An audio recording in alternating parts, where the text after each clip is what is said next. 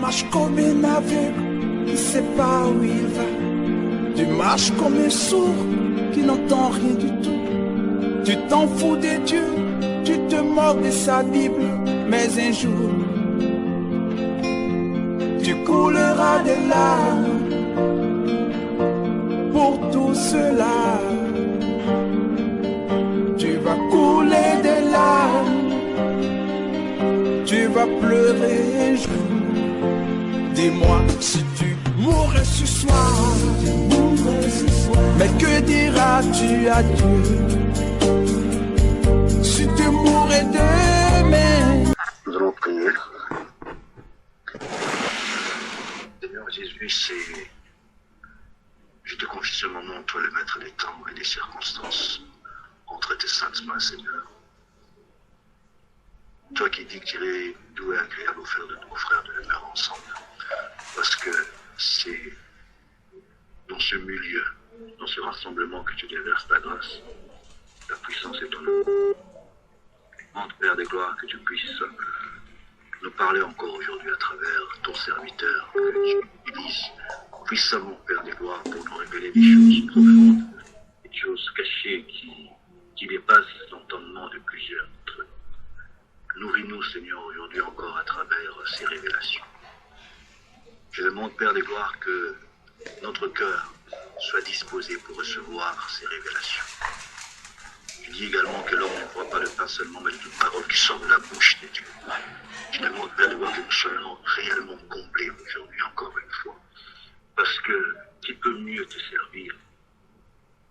C'est seule la personne, Père des gloires, qui a une bonne révélation de ta parole, qui a une bonne révélation de toi, Seigneur. C'est telle personne, mon Dieu, croit, pourra vraiment te servir en esprit, en vérité, parce que c'est cela que tu demandes. Je voudrais également, Père de gloire, que toute faille, toute lacune, tous ceux qui ne confessent pas ta volonté, Seigneur, ne prennent pas place pendant ce moment d'étude, au nom puissant de Jésus. Que notre esprit, notre corps et âme soient couverts par ton sang précieux. En ton saint nom, j'ai ainsi prié. Amen. Amen. Que le Seigneur Jésus soit béni. Alors, j'ai dit encore bonsoir à tous. Bonsoir.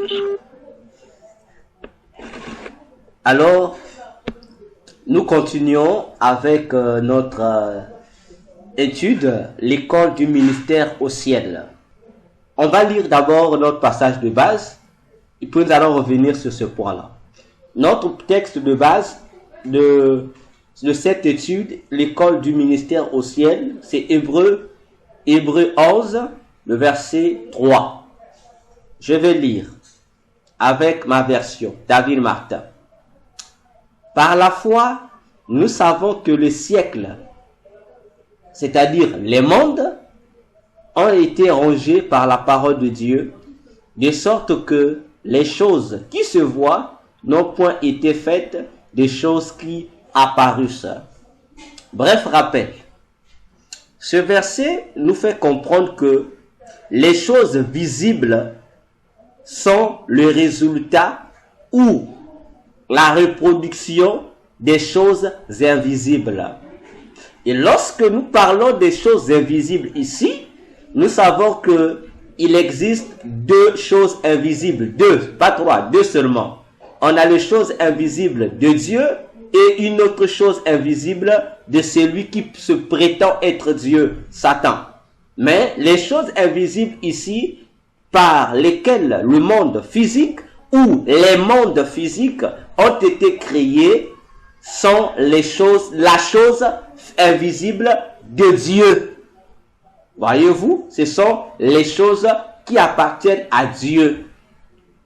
Car lorsque Dieu créait l'univers et les différentes planètes ou galaxies qui composent l'univers, il faisait une copie collée des choses qu'il avait déjà créées dans son royaume spirituel, dans son royaume des cieux. Voyez-vous, c'est ce que ce texte nous dit. Et nous avons dit que l'objectif de cette étude c'est conscientiser le serviteur ou la servante de Dieu vis-à-vis du service, du ministère qu'il accomplit pour la gloire de Jésus. Sensibilisation qui doit tous les interpeller à comprendre que ils n'ont pas été appelés dans l'œuvre de Dieu parce que Dieu n'avait rien à faire ou parce que Dieu avait besoin à son service qu'il y ait des gens pour le servir. Non, mais parce que Dieu a besoin des hommes et des femmes au travers de qui lui, Dieu, va concrétiser le projet qu'il a inauguré sur la croix. Le salut du monde ou des hommes perdus, pour que ces hommes-là puissent être épargnés du feu éternel que lui-même Dieu, Jésus, a réservé à Satan et à ses démons. Voilà l'objectif pour lequel nous avons été mandatés ou nous serons mandatés serviteurs ou servantes de Jésus-Christ dans le sacerdoce de Jésus qui est appelé le sacerdoce du Melchisédek. Je répète, le sacerdoce du Melchisédek. Attention, je dis bien, sacerdoce de Jésus, c'est le sacerdoce du Melchisédek. Je ne parle pas ici de la secte diabolique qui est aujourd'hui en train d'influencer le monde. Surtout et surtout en République démocratique du Congo. La secte qu'on appelle aussi par ordre du Melchisédek. Attention. Donc, faisons la différence entre le sacerdoce du Melchisédek et le fameux sacerdoce diabolique qu'on appelle l'ordre du Melchisédek. Parce que l'ordre du Melchisédek n'est rien d'autre que de la cabale juive masquée sous le nom du Melchisédek. C'est de l'occultisme pur et simple qui n'a rien à voir avec le sacerdoce du Melchisédek qui est le sacerdoce de Jésus et c'est le sacerdoce qui existe au ciel. Je pense quelque part dans la suite des chapitres, il y a un chapitre là-bas où je suis en train de faire comprendre que les gens pensent que le sacerdoce du Melchisédek, c'est un sacerdoce qui est apparu à l'époque d'Abraham et puis qui est réapparu à l'époque de Jésus. Non, tout le long de l'histoire d'Israël, ce sacerdoce a existé. Combien même le sacerdoce aaronique était là. Mais ce sacerdoce-là était là. Parce que, j'ouvre une parenthèse, ce n'est pas l'objet de notre étude de ce soir. Vous allez remarquer, le sacerdoce d'Aaron ou lévitique, c'est le sacerdoce qu'on a spécialement donné aux enfants de Lévi, parmi les 12 enfants de Jacob. Donc Dieu a pris son sacerdoce qu'il va donner spécifiquement à la tribu de Lévi, c'est-à-dire à Aaron, qui va devenir comme un nouveau patriarche pour la tribu de Lévi. D'où on appelle ce sacerdoce de l'Ancien Testament ou sacerdoce de l'Ancienne Alliance, sacerdoce aaronique ou sacerdoce d'Aaron ou encore sacerdoce lévitique parce que ça appartient spécialement aux Lévites, c'est-à-dire aux Lévites, les fils d'Aaron. Ok? Cependant, le sacerdoce du Melchisédek, c'est un sacerdoce royal. Et Dieu donne ce sacerdoce, cette fois-ci, à un autre enfant de Jacob qui est Judas. Voyez-vous? Donc, dans l'histoire de la Bible, disons, de l'Ancien Testament en particulier, quoique le sacerdoce d'Aaron, lévitique, prime, mais à l'intérieur, quelque part, il y a aussi la manifestation ou les agissements du sacerdoce royal, du sacerdoce de la tribu de Juda, qui passe inaperçu des yeux de plusieurs prédicateurs de l'évangile.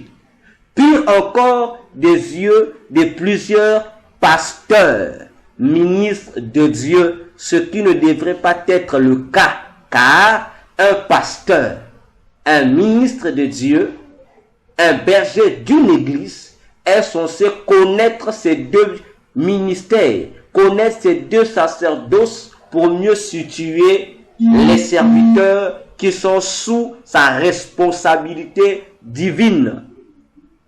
Remarquez une chose à laquelle peut-être vous ne prêtiez pas attention. Je vais réveiller votre mémoire. Remarquez une chose. David, le roi David, il portait les tenues sacerdotales réservées aux sacrificateurs et aux souverains sacrificateurs. Vous n'avez jamais remarqué ça? Il portait les vêtements des sacrificateurs. Il portait le faute. Lorsqu'il voulait prier, il portait le faute sur lui. Alors que le faute est un composant des vêtements des sacrificateurs ou du souverain sacrificateur. Que seuls les enfants de Lévi, les sacrificateurs et les souverains sacrificateurs pouvaient porter. Mais comment David portait ça? Et pendant que David le portait, le peuple ne criait pas blasphème, ni les sacrificateurs. Et il le portait même en présence du sacrificateur lévitique. On lui laissait. Ok? Ça ne vous étonne pas. Il y a problème. Et si vous lisez l'histoire de David, vous allez vous apercevoir cette réalité-là.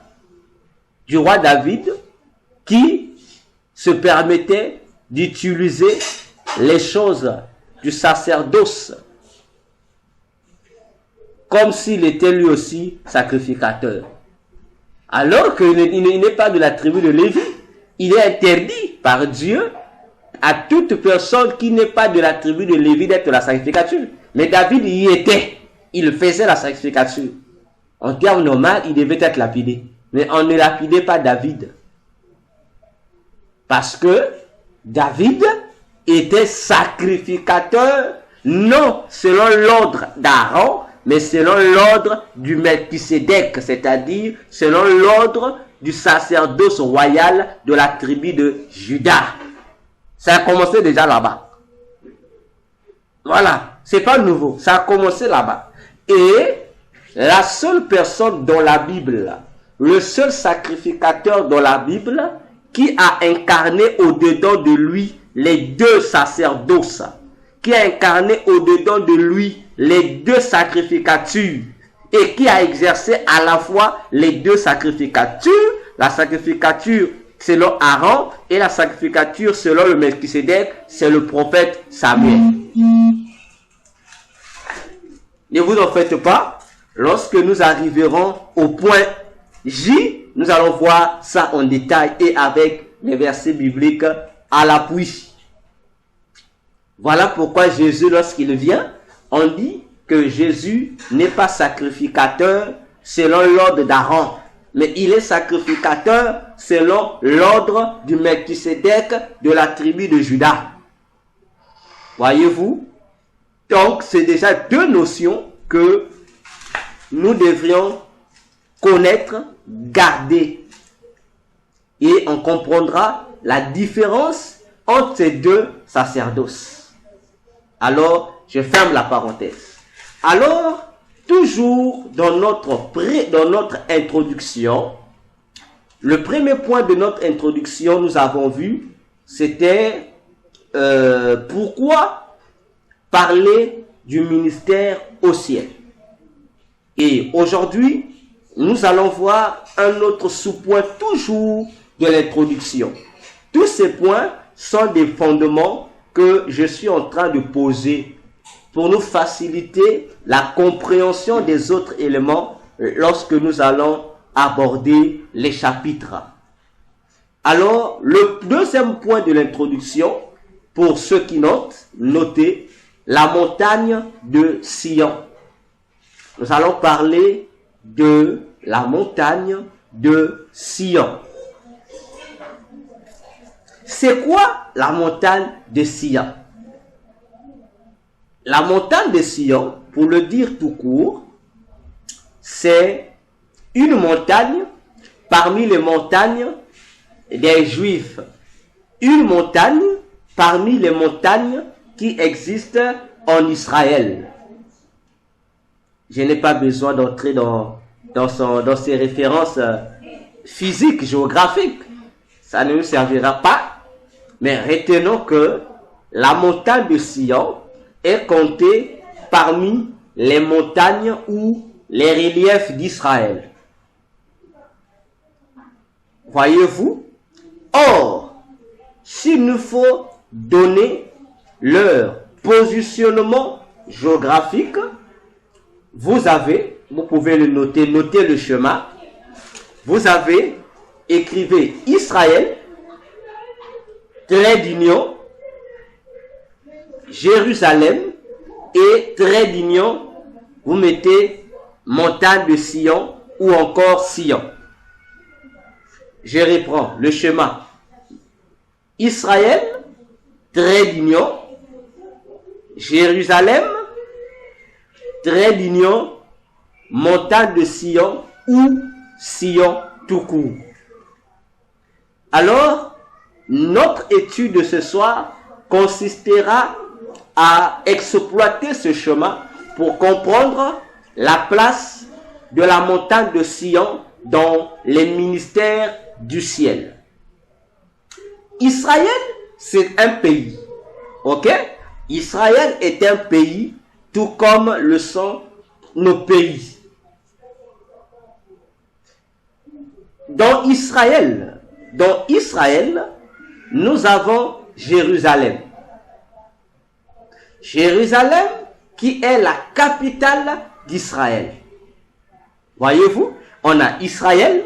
À l'intérieur d'Israël, vous avez une ville qu'on appelle Jérusalem. Ainsi, à l'intérieur de la Jérusalem, vous avez cette contrée, cette localité qu'on appelle Sion. Parce que c'est dans cette localité que se trouve une grande montagne ayant 3 collines qu'on appelle la montagne de Sion. Pour une meilleure compréhension, je reprends le schéma. Nous avons Israël en tant que pays, le pays d'Israël. Lorsque je parle du pays d'Israël ici, notons-le bien, je parle d'Israël ici, Israël en tant que uni. Je ne parle pas d'Israël ici en tant qu'Israël divisé. J'ouvre une parenthèse pour m'expliquer. Israël, après la mort de Salomon, a été divisé par Dieu en 2 parties. On avait Israël du nord, qu'on appelait le royaume du nord, qui avait pour capitale la Samarie. On avait Israël du sud, qu'on appelait le royaume de Juda, qui avait pour capitale Jérusalem. Voyez-vous, ce n'est pas de cet Israël divisé dont je parle. Mais ici, je parle d'Israël en tant qu'un seul pays. Voyez-vous, par rapport au schéma. Donc, l'Israël de notre chemin parle d'Israël en tant qu'un seul pays. Pas Israël divisé en 2 pays. Je parle d'Israël en tant que pays uni. Donc, le pays d'Israël, à l'intérieur de ce pays, nous avons une ville qui est sa capitale appelée Jérusalem. Or, à l'intérieur de la ville capitale de Jérusalem, il y a une contrée spécifique qu'on appelle Sion, qui est une contrée influencée, dominée par une grande montagne à 3 têtes ou 3 collines. Donc, c'est une montagne qui a 3 têtes, qu'on appelle montagne de Sion ou simplement Sion. Je rappelle ici, nous exploitons ce chemin-là. Ça va nous amener à une autre vérité, à un autre secret sur le ministère au ciel. Prenons Israël. Israël, ici, prophétise un peuple. Israël prophétise un peuple. N'est-ce pas? Parce que le nom Israël, c'est le nom d'un peuple. Avant d'être le nom d'un territoire, c'est d'abord le nom d'un peuple. Le nom Israël. Ce nom a été donné à l'ancêtre de ce peuple qui est Jacob. Lorsque il a lutté avec Dieu, c'est après cela qu'on lui a donné le nom Israël. Après sa lutte avec Dieu, on lui a donné le nom Israël. Naturellement, je le dis naturellement, généralement, à la question de savoir que signifie le nom Israël, les dictionnaires bibliques ou tout ce que vous connaissez définissent dans la signification d'Israël comme étant lutteur de Dieu. Donc celui qui a lutté avec Dieu. Ça c'est la définition qu'il donne sur le nom Israël. Alors que c'est faux. Oui, c'est faux. Ce n'est pas ce que Israël veut dire. Ça, ce sont des significations figurées. Voyez-vous, c'est-à-dire des figures, des significations attribuées. Donc, reformuler. On essaie un peu de reformuler la signification du nom. Mais, Israël, le nom Israël ne veut pas dire lutteur avec Dieu ou lutter avec Dieu. C'est faux et archi faux. Le nom Israël, sa véritable signification, c'est quoi? Israël veut dire Yahweh est le roi. Voilà la véritable signification du nom Israël. Ça veut dire Yahweh est le roi. Voyez-vous? Donc, Dieu, en donnant ce nom à Jacob qu'il avait vaincu, Dieu lui donne un nouveau nom. En dépit de son nom Jacob, Dieu va lui donner le nom Israël. Donc, Jacob s'appelait désormais Yahweh est le roi. Voyez-vous? Pourquoi? On va donner à quelqu'un un nom pour désigner la royauté de Dieu, que Dieu est roi. Voyez-vous que ce nom-là est toute une prophétie qui interpelle.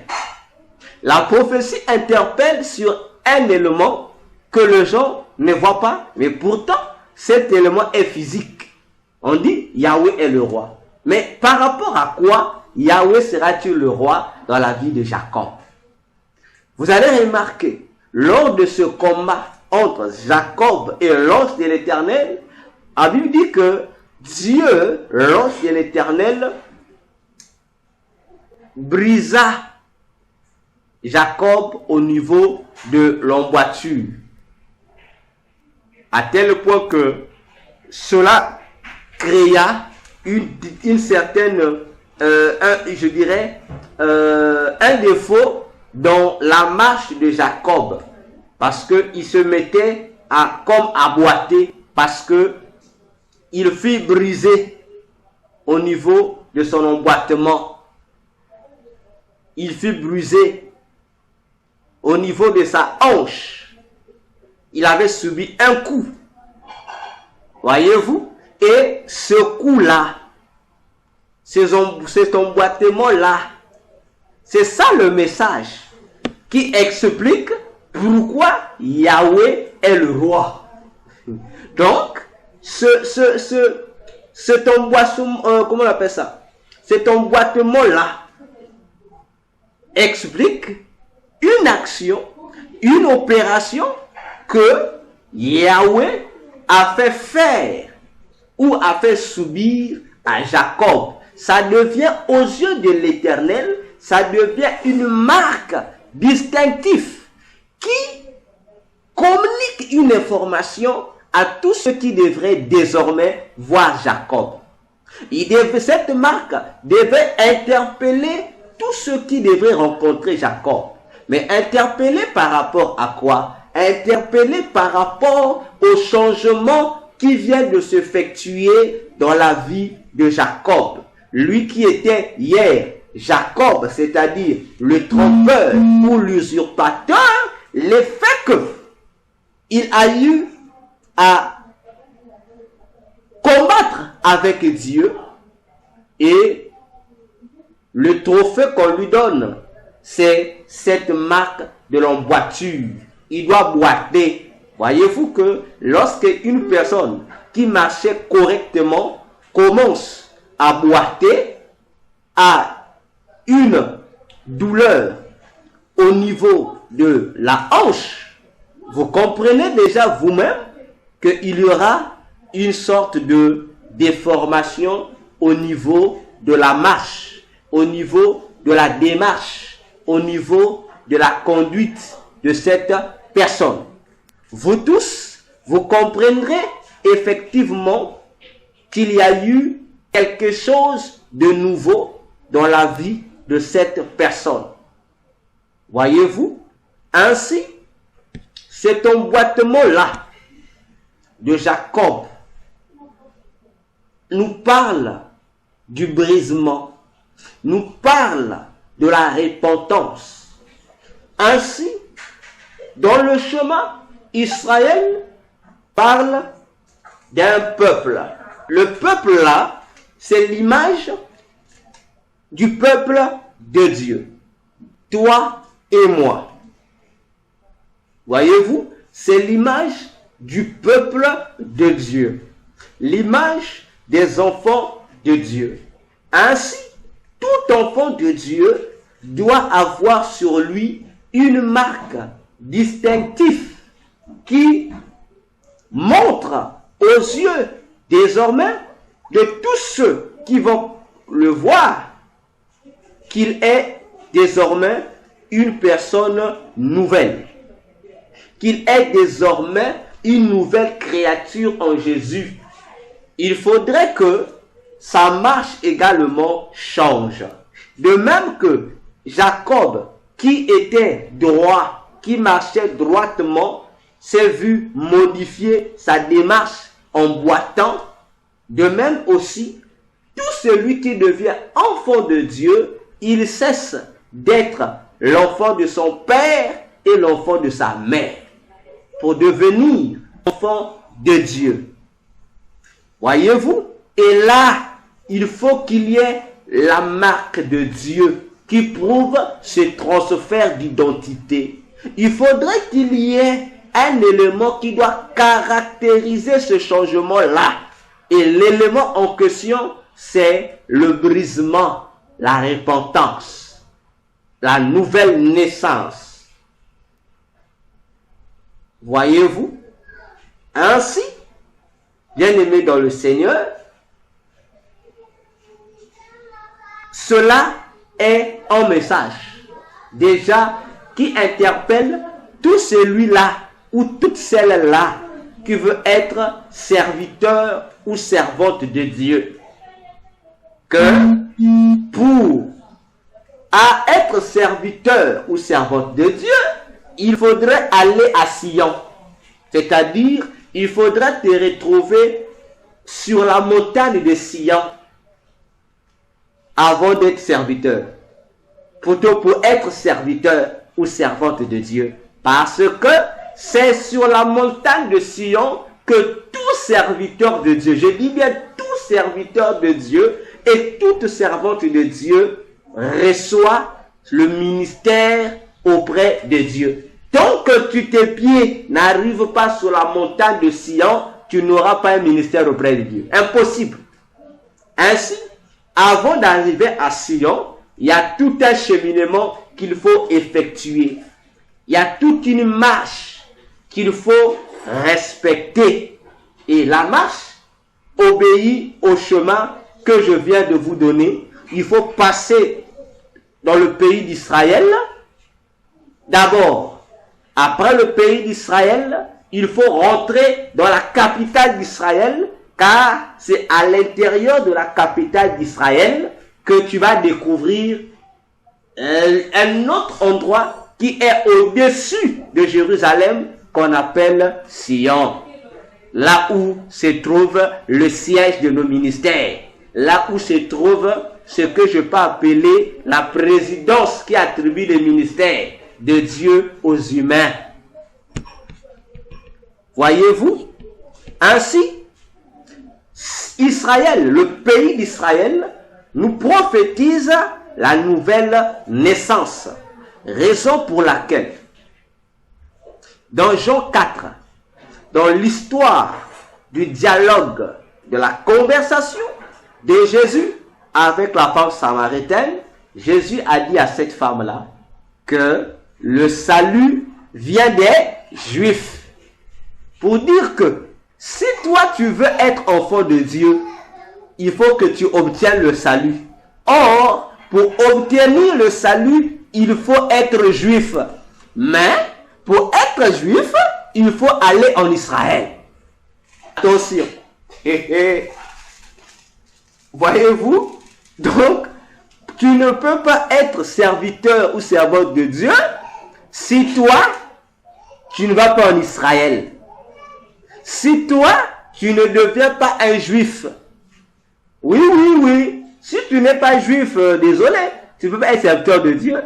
Parce que pour être serviteur de Dieu, il faut être enfant de Dieu. Mais pour être enfant de Dieu, il faut passer par la nouvelle naissance. Comme le dit Jean 1, le verset 12 jusqu'au verset 14. Parce que à Jérusalem, il y a un pouvoir là-bas qui te fera de toi enfant de Dieu.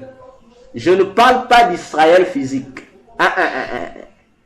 Je parle d'Israël sur le plan prophétique. Je ne parle pas d'Israël physique qui est là. Non, je parle d'Israël prophétique. L'identité prophétique d'Israël. Qu'est-ce que Israël nous prophétique spirituellement? Comme disait Jésus, le salut vient d'Israël. Attention. Attention. Je répète. Pas de conversion, il n'y a pas de ministère. Tu ne peux pas être serviteur ou servante de Dieu alors que tu ne t'es jamais converti. Frère, ça passe pas. Donc tu es un sorcier. Tu es un sorcier. Voyez-vous, il y a toujours une conversion qui se passe là.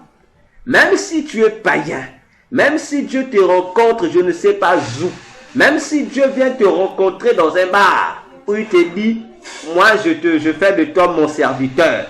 Sache-le que, avant que tu ne soulèves tes pieds pour entrer dans le service de Dieu, pour aller exécuter la mission que Dieu t'a confiée, il faudrait que Dieu te fasse passer là la conversion. Tu vas te convertir pour devenir enfant de Dieu. Tant que tu ne te convertis pas, tu ne feras pas le service de Dieu. Tu ne feras pas ça. Je vais démontrer ça dans la Bible. Il y a plusieurs exemples. Je vais prendre qu'un seul exemple. Bon, peut-être deux. Regardez Moïse. Prenons Moïse. Moïse, nous le connaissons tous. Lorsque Dieu l'appelle, Moïse vient, il répond à l'appel de Dieu. Il accepte même la mission. Mais il est païen. Il est encore païen. Dieu doit le faire passer à la conversion. Lorsqu'il monte sur la montagne, on lui dit, enlève tes souliers, car le lieu où tu te tiens est saint. Reformulons la phrase. Donc, si l'endroit où Dieu est était saint, et Moïse va lever ses souliers. Donc, les souliers de Moïse aux yeux de Dieu, c'était de l'impureté. Autrement dit, les souliers de Moïse traduisaient l'état d'âme de Moïse. Donc Moïse, pour recevoir la commission ministérielle de Dieu, il fallait qu'il change, qu'il soit un homme nouveau. Il enlève ses souliers, qu'il soit un homme nouveau. Or, pour la conversion, il n'y a pas seulement l'ôtement des souliers, parce que la conversion veut deux choses. Dans la conversion, vous avez la repentance, qui veut dire abandon du péché. Et après la repentance, il y a ce qu'on appelle le brisement. On doit te briser. Quoi? Voilà, il faut qu'on te brise. Or, le brisement emmène le coulement de sang. On va te briser, c'est comme si on te mettait dans un appareil qui broie les os. Donc tu t'es converti, c'est le symbole d'enlever les souliers de Moïse, mais Moïse devait également passer par le brisement. C'est-à-dire, tu acceptes de quitter le péché, mais comme tu acceptes de quitter le péché, il faudra que tu sois brisé. On doit te broyer, on doit te modeler, on doit te tailler. Alors, le taillage là va te faire souffrir. Il faut que tu saignes. Alors, qu'est-ce que Dieu va faire à Moïse? Plus tard, lorsque Moïse va retourner à Madian, il va faire le rapport à son beau-père Jéthro et à sa femme. Il va prendre l'âne et sa femme, ils vont commencer à effectuer le voyage pour aller en mission. La Bible déclare, en cours de route, Dieu a menacé Moïse. Non, pas Dieu a menacé Moïse. Le jour où nous allons arriver sur ce passage, il y a une règle de traduction qui a mis les gens en erreur. Dieu n'a pas menacé Moïse. Dieu a informé Moïse d'un danger qu'il courait que Moïse ne voyait pas. Quel était le danger? Le danger, c'est que Moïse, étant repenti, n'avait pas encore passé l'épreuve de l'écoulement de sang. Il avait encore l'un de ses enfants qui n'était pas circoncis. Ah! Dieu dit non, Moïse, ça ne va pas passer comme ça. Il faut circoncire l'enfant. Tellement que Moïse ne s'en préoccupait pas, la conséquence c'est quoi? C'est que les circoncisions de l'un des enfants de Moïse voulait conduire la mort de Moïse. Et sa femme Séphora, comprenant le mystère, va donc circoncire l'enfant et va déclarer: le Moïse est mon époux de sang. Ah! Et elle lui déclare: Moïse, qui était menacé par la mort, s'est senti délivré de la mort.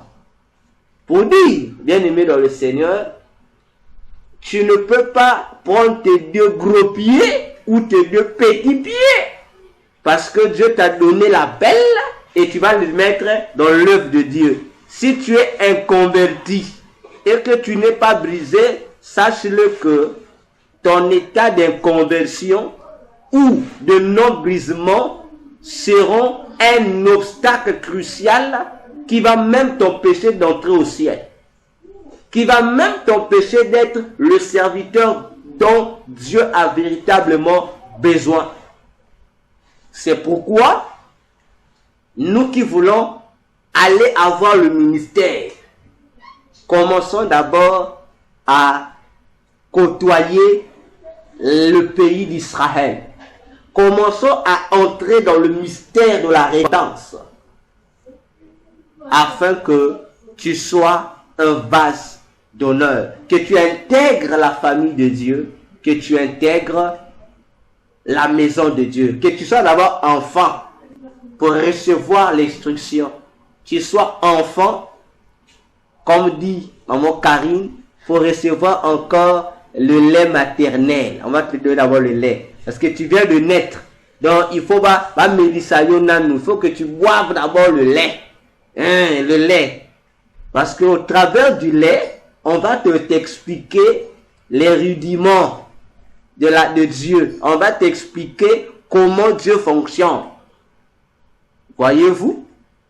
Et après avoir assimilé l'étape d'Israël, du pays d'Israël, Israël à son tour va t'introduire dans sa capitale politique qui est Jérusalem. Jérusalem qui veut dire la ville de paix. Vous imaginez? Parce que Israël, qui veut dire Yahweh est le roi, c'est une interpellation. Voyez-vous? C'est comme une convocation qu'on te fait. Voyez-vous? Tu viens, on te dit attention, ici Yahweh est le roi. Comme pour te dire, puisque ici en Israël c'est Yahweh le roi, donc toi tu dois te conformer au roi. Or, la conformité au roi c'est quoi? C'est avoir la même nature que le roi. C'est marcher, se comporter tel que le roi le désire. C'est ce qui est la nouvelle naissance. N'est-ce pas? Donc, il y a une souffrance là. Parce que ce n'est pas facile. Hein? Toi qui étais pourtant païen, toi qui avais ta propre vie, tu avais tes propres styles, tu avais tes propres goûts, tu avais tes propres passions, et qu'on te dise que tu dois tout laisser, tout ça, pour avoir désormais les passions de Dieu, les styles de Dieu, que tu t'adaptes au mode de vie de Dieu. C'est pas facile. C'est là que le brisement s'impose. C'est là que le changement de mentalité s'impose. C'est là que la nouveauté de vie commence.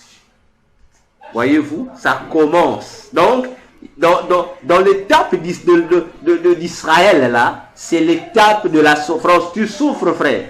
On doit te façonner. Le Saint-Esprit doit te briser, là. Il doit te briser.